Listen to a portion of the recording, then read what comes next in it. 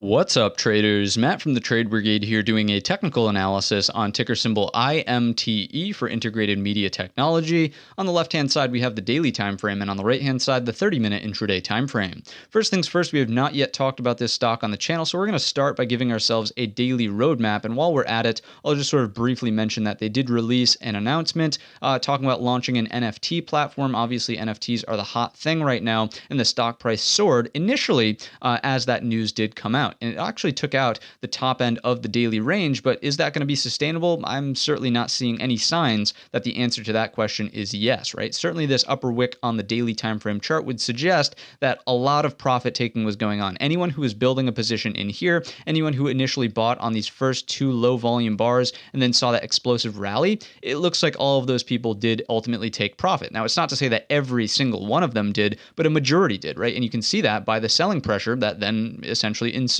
We can take out the Fibonacci's and just sort of illustrate that, severity. If we do something like this from low to high, basically no attempt to support at the 38.2, no attempt to support at the 50, maybe a little bit of consolidation actually. So credit where credit is due a little bit. However, ultimately closing multiple 30-minute bars underneath the 61.8, which would of course indicate that it's very likely that we get that 100% retracement into the lows at 446, 445, 450, that general area of the chart. So it's not looking great here. To me, it was just a quick pop and drop based on the news. Buy the rumor, sell the news, and move on to the next opportunity here. These are things that I don't often like to trade myself just because they're so unpredictable. If you look at the volume essentially before this move unfolded today, basically non-existent, right? So there's not enough liquidity in this thing to even have it trade cleanly, right? If I remove those fibs and you look at the past couple of days here, just absolutely choppy and horrific action. If volume even becomes anything less than I would say anything under 2.5 million shares per 30-minute bar, just absolutely lost interest. This is off my radar completely